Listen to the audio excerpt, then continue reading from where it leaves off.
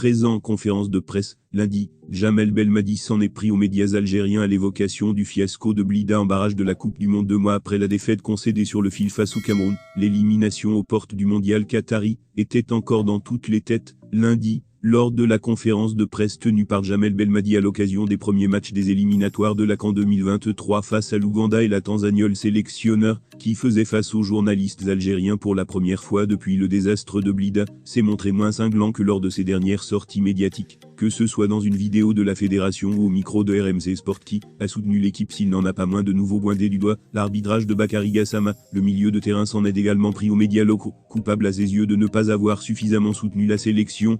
Ce problème date depuis 2019. Contre la Zambie, l'arbitre avait été suspendu 3 mois. Une blague étant donné qu'il y a 3 mois entre deux dates internationales. Il y a aussi eu le match au Botswana, où il y a des attentats, le match contre le Burkina à Marrakech, le match aller au Cameroun, où Bans Béni se fait avertir pour une touche qui a soutenu l'équipe. Personne à part le peuple. Je suis désolé, mais vous, journalistes, n'avez pas fait votre travail. Si on est faible de ce côté-là en France, il y a eu un problème avec un joueur récemment, et vous le savez très bien, ça a été une grosse affaire et tout le monde en a parlé, a-t-il ainsi confié en référence à la polémique autour d'Idrissa Gueye, qui avait refusé de jouer face à Montpellier pour ne pas avoir apporté un maillot floqué du drapeau arc-en-ciel en signe de protestation contre l'homophobie marquée au fer rouge par la désillusion vécue face aux Lions indomptables. Jamel Belmadi veut croire que cet échec et notamment la grossière erreur de défense commise dans les ultimes instants de la rencontre servent de leçon à ses joueurs. Il y a beaucoup de colère en moi, mais elle va être utilisée pour repartir. Je n'ai pas du tout aimé la manière dont ce dernier match s'est passé, notamment la fin.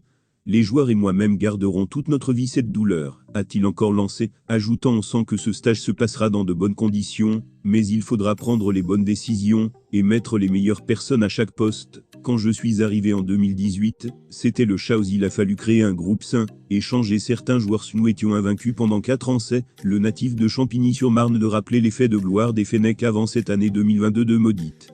Nous étions invaincus pendant 4 ans, proches d'un record mondial, même si les ennemis de toujours le négligent, et puis on a gagné un trophée, chose nouvelle à part en 1990, a-t-il martelé. On n'avait jamais battu le Cameroun, et on les bat chez eux. Si vous regardez les 10 matchs de barrage, ce sont soit des buts contre son camp, soit des penalties, soit des 1-0, à part, peut-être, le match retour du Maroc, qui l'emporte en marquant 4 fois.